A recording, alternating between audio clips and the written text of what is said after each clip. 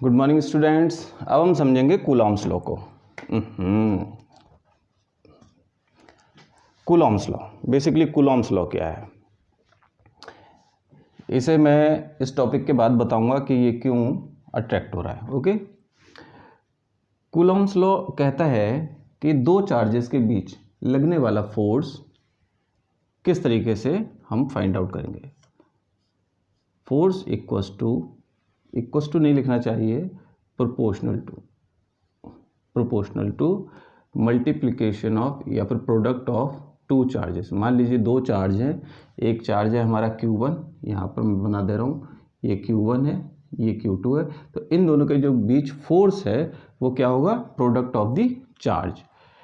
And F is proportional to inversely proportional to the square of the distance between them. ये मान लीजिए इनके बीच का डिस्टेंस है R, तो इसके स्क्वायर के इन्वर्सली प्रोपोर्शनल होगा। तो इन्हें कंबाइंड फॉर्म में जब लिखेंगे तो इस तरीके से Q1 Q2 upon R square. Okay, अब ये प्रोपोर्शनलिटी लगी हुई है तो प्रोपोर्शनलिटी कांस्टेंट हमें चाहिए, तो प्रोपोर्शनलिटी कांस्टेंट होता है 1/4 पाई एप्सिलॉन नॉट।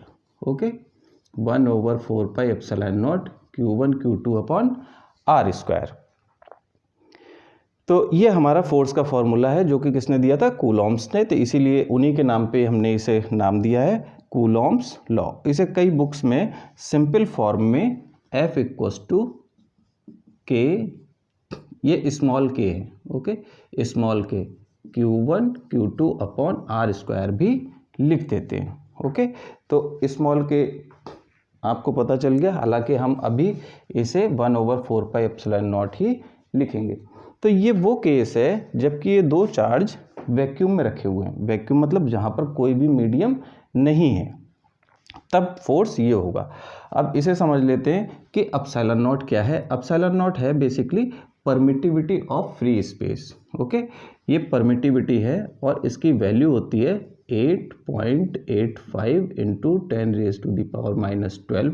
यूनिट क्या होगी, यूनिट हम यहाँ से अंदाज़ा लगा लेंगे। अगर मैं एप्सिलॉन नॉट को यहाँ पर लेके आऊँगा, F को यहाँ पर लेने आऊँगा, तो फिर ये हो जाएगा कूलॉम स्क्वायर अपॉन ये F नीचे आएगा न्यूटन और R की वजह से मीटर स्क्वायर। तो ये हमारी यूनिट हो गई एप्सिलॉन नॉट की। अगर यही चार्ज मैं किसी मीडियम में रख दूँ, मीडियम फॉर एग्जांपल मैंने दो चार्ज को एयर पे रखा तो उनके बीच जो फोर्स था वो ये है। ओके, अब मैंने उन्हीं चार्जेस को उसी डिस्टेंस के रहते हुए पानी में रख दिया। ओके, तो क्या होगा, उनके बीच लगने वाला फोर्स वही रहेगा? नहीं, चेंज हो जाएगा। तो अब नया फोर्स बनेगा। तो नया फोर्स क्यों बनेगा, क्योंकि मीडियम चेंज हो गया है। तो मीडियम अब नया क्या है हमारा, हो सकता है उसकी परमिटिविटी कुछ और होगी ही। तो जो नई परमिटिविटी होगी, जो कि पानी के केस में पानी की परमिटिविटी होगी, तो उसकी वैल्यू यहाँ पर आएगी, तब हम फोर्स निकालेंगे। तो अगर मान लीजिए हमने मीडियम में रखा है तो मैं इसे FM से रिप्रेजेंट कर देता हूँ, तब हमारा फोर्स कितना होगा, 1/4 पाई एप्सिलॉन। अब एप्सिलॉन नॉट नहीं लिखेंगे, सिर्फ 1/4 pi epsilon Q1 Q2 upon R square. ये हमारा फोर्स होगा पानी के अंदर मीडियम में। ठीक है, तो अब इसकी वैल्यू क्या होगी, ये अलग होगी। हर मीडियम की परमिटिविटी अलग होती है। वैक्यूम के लिए ये होती है अलग, मीडियम जो भी दिया होगा तो उसकी परमिटिविटी आपको गिवन होगी न्यूमेरिकल क्वेश्चन में। तो इस तरीके से आप यहाँ पर वैल्यू फाइंड आउट कर सकते हैं। तो एप्सिलॉन नॉट की वैल्यू आ गई, लेकिन ये वैल्यू थोड़ी सी याद करने में प्रॉब्लम आती है। तो हमने क्या किया, न्यूमेरिकल टाइम में जब हम कैलकुलेट करेंगे तो इसकी एक डायरेक्ट वैल्यू होती है ना, और वो याद करने में भी बहुत इजी है। वो वैल्यू होती है, मैं यहाँ पर लिख देता हूँ, 9 इंटू 10⁻⁹, ये इसकी वैल्यू है। ओके, अच्छा इसकी यूनिट क्या बनेगी, इसकी यूनिट बनेगी, अगर मैं इसकी यूनिट निकालना चाहूँ तो कैसे आएगी, ये इधर जाएगा तो newton metre square per coulomb square, newton metre square per coulomb square. और ये वैल्यू किसकी है, 1/4 pi epsilon not equals to this. Okay, तो आपको एप्सिलॉन नॉट की भी वैल्यू मिल गई, 1/एप्सिलॉन नॉट की भी वैल्यू मिल गई। ये वैल्यू याद करने में इजी है, 9 × 10⁹। ओके, अब हम देखते हैं कि जब मीडियम में रख दिया तो इनका रेशियो क्या निकल के आएगा। तो चलिए रेशियो की बात करते हैं। इसे मैं हटा के यहाँ लगा देता हूँ, यहाँ पर हमें खाली जगह मिल गई है। अगर मैं इस इक्वेशन को, इसे मैं कह दे रहा हूँ इक्वेशन नंबर 1, इसे मैं कह दे रहा हूँ इक्वेशन नंबर 2, इन दोनों को डिवाइड करते हैं, ओके, तब हमें क्या मिलेगा, F/Fm इक्वस टू ये वाली वैल्यू और ये वाली वैल्यू, चलो हम लिख लेते हैं 1/4πε0 Q1 Q2 upon r² divided by 1/4πε Q1 Q2 upon r²। इस पूरी क्वांटिटी से ये पूरी क्वांटिटी कट जाएगी, 4π से 4π कट जाएगा, ये घूम के ऊपर जाएगा, तो ये हो जाएगा ε/ε0 F/Fm। ओके, तो इसकी जो वैल्यू है ε/ε0, इसी का रेशियो होगा फोर्स का रेशियो। तो अब हम इसे देखते हैं कि इसे कई बुक्स में हम या तो K से रिप्रेजेंट करेंगे या फिर εr, इस वैल्यू को, है ना, इस वैल्यू को हम कहते हैं रिलेटिव परमिटिविटी और εr से रिप्रेजेंट करते हैं, ओके।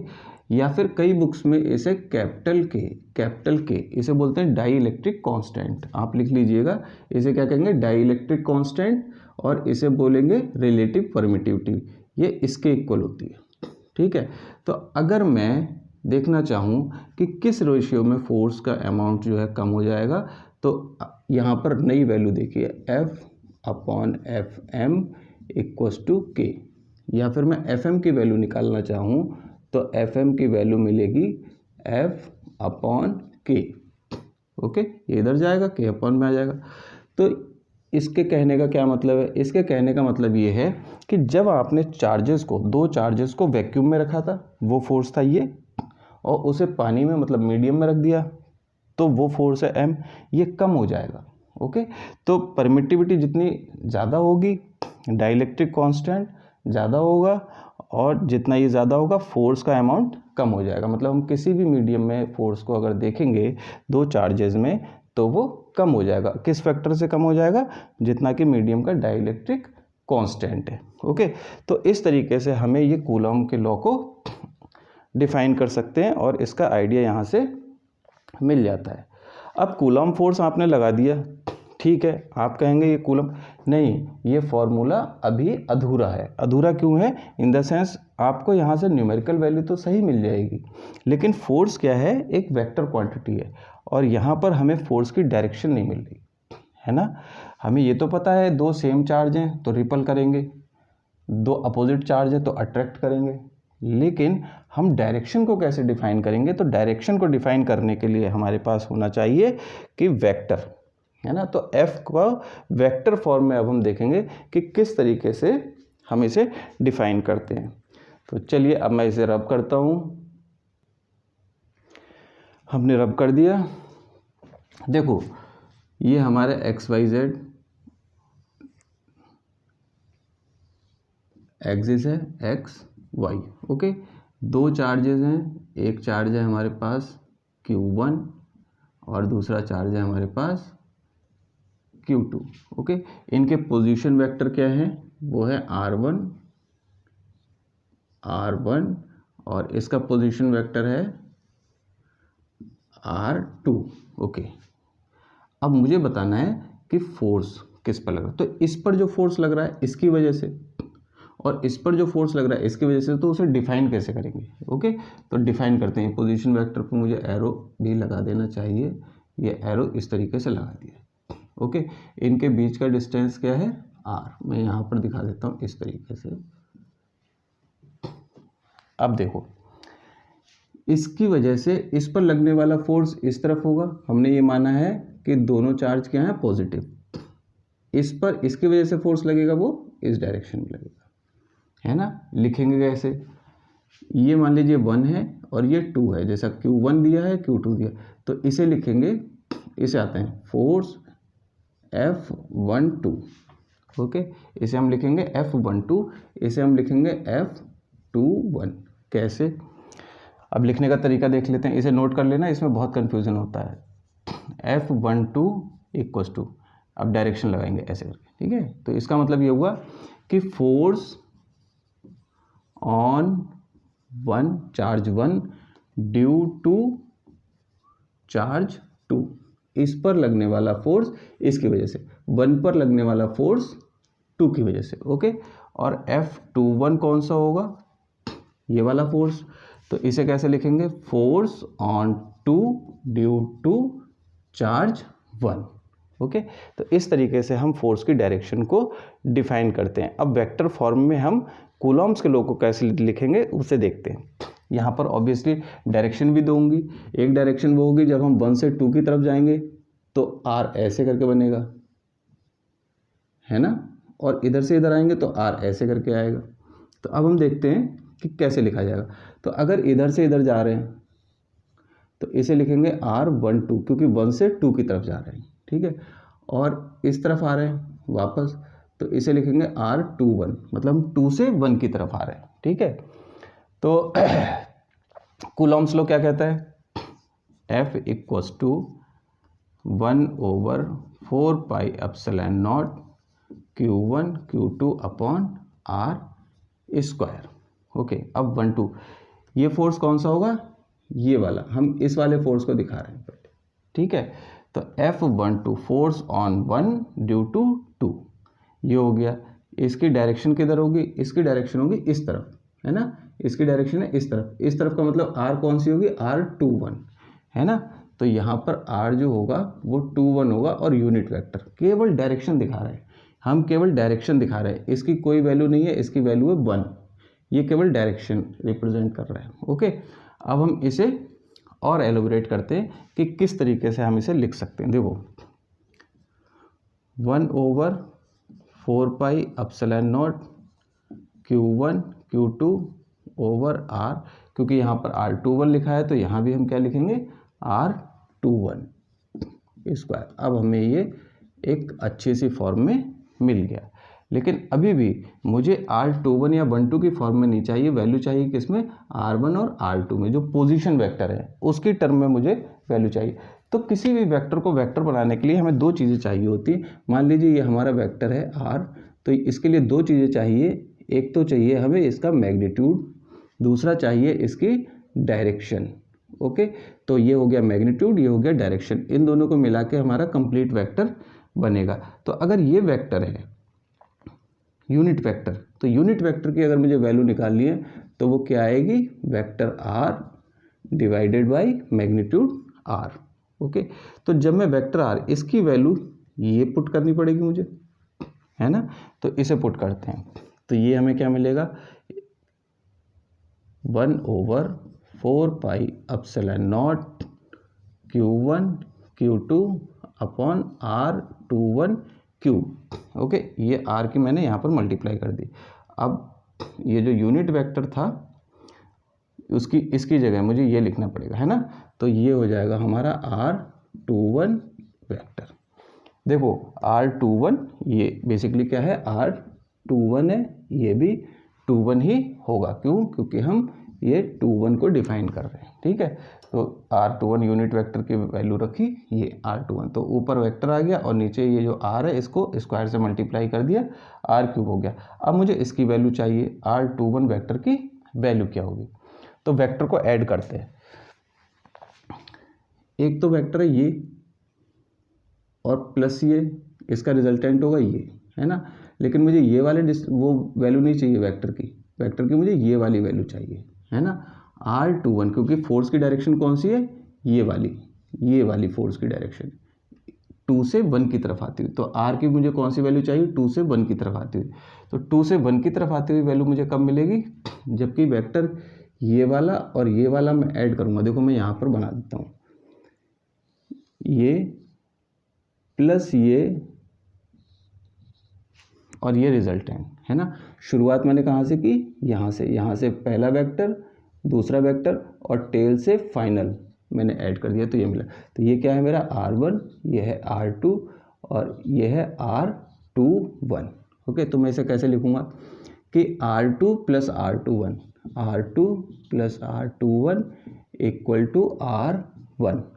ओके, क्योंकि वेक्टर क्वांटिटी है तो हम एरो भी लगाएंगे। तो R21 की वैल्यू क्या हुई, R1 माइनस R2। ओके, तो R21 की वैल्यू क्या है, R1 माइनस R2। तो मैं यहाँ पर ये वैल्यू पुट कर दूंगा, ये आएगा 1/4 pi epsilon not Q1 Q2 over, ये मैग्नीट्यूड है तो इसे मैं लिखूंगा R1 माइनस R2 और ये मैग्नीट्यूड का क्यूब, ये केवल मैग्नीट्यूड है। फर्क किससे पड़ेगा, इससे, ये होगा हमारा R1 माइनस R2 और ये हम इस वाले ब्रैकेट में लिखेंगे। ओके, तो ये हमारी क्या हो गई, वेक्टर फॉर्म हो गई F12। देखो एक ट्रिक भी है याद करने की कि 1 2 है तो R21 होगा और 21 है तो 1 माइनस 2 होगा। ओके, या फिर ऐसे कर लीजिए F12 होगा तो यहाँ पर F1 minus R1 minus R2 होगा। सेम ऐसे ही आप किसके लिए करेंगे, F21 को फाइंड आउट करने के लिए करेंगे। इसे मैं एक बार और समझा देता हूँ वेक्टर को, क्योंकि इसी में स्टूडेंट्स को दिक्कत आती है। अब मान लीजिए मैं दूसरे वैल्यू निकालना चाह रहा हूँ, ये तो हो गई R21, अब मैं निकालना चाह रहा हूँ R12, इससे आपको और क्लियर हो जाएगा। फिर से मैं एक डायग्राम बनाऊंगा, ये हमारा एक पोजीशन वेक्टर हो गया, मैं यहाँ पर बना देता हूँ, ये पोजीशन वेक्टर हो गया R1, ये पोजीशन वेक्टर हो गया हमारा R2। अब मैं इधर से इधर जाऊंगा, ये वाले फोर्स को अगर दिखाऊंगा दूसरे केस में, है ना, तो ये वाली वैल्यू आएगी, ये वाली, ये, इसे हम क्या कहेंगे R12, 1 से 2 की तरफ जा रहे हैं। ठीक है, तो 1 से, इसे मैं 1 लिख दे रहा हूँ, इसे 2, तो 1 से 2 की तरफ जाएंगे तो R12। देखो इसमें आपको एकदम क्लियर दिखाई दे रहा होगा कि R1 plus R12 will be equal to this one, है ना। यहाँ से हमने शुरू किया, पहला वेक्टर, दूसरा वेक्टर, और जब रिजल्टेंट निकालेंगे तो पहले वेक्टर की टेल से फाइनल वेक्टर के हेड को मिला देंगे, वो हमारा क्या बनेगा, रिजल्टेंट। अब यहाँ से देखो, ये होगा R1, ये वाला आ गया, plus R12 equals to R2, ये वाला R2। ठीक है, तो R12 की वैल्यू क्या आएगी, R12 की वैल्यू आएगी R2, ये उधर जाएगा माइनस R1।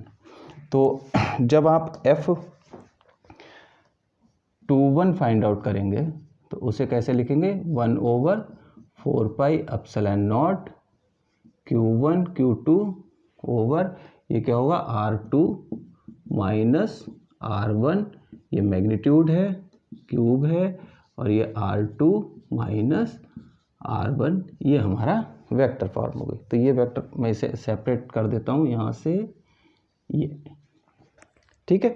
तो इस तरीके से जो है हम कूलॉम की वेक्टर फॉर्म को रिप्रेजेंट करते हैं और हम इससे पूरा एक डायरेक्शन जो है वो डिफाइन कर सकते हैं कि फोर्स किस तरीके से किस चार्ज पर किस तरफ के लिए फोर्स लगा रहा है। तो ये अब हमारा ये जो फार्मूला है वो कंप्लीट फार्मूला हुआ। हालांकि हमें इसकी ज़रूरत बहुत ही कम पड़ेगी, क्योंकि लॉजिकली अधिकतर जो न्यूमेरिकल हम लोग करेंगे वो लॉजिक से हम ये आइडिया लगाएंगे, प्लस प्लस चार्ज है तो रिपल्शन, प्लस माइनस है तो अट्रैक्शन, माइनस माइनस है रिपल्शन। तो इस तरीके से हम लॉजिक लगा के डायरेक्शंस को फाइंड आउट करेंगे, तो उसमें हमें इतनी कैलकुलेशन भी नहीं करनी पड़ेगी और हमारा आंसर भी बहुत जल्दी और सटीक आएगा। ठीक है, तो आज के लिए बस इतना ही करते हैं। Thank you.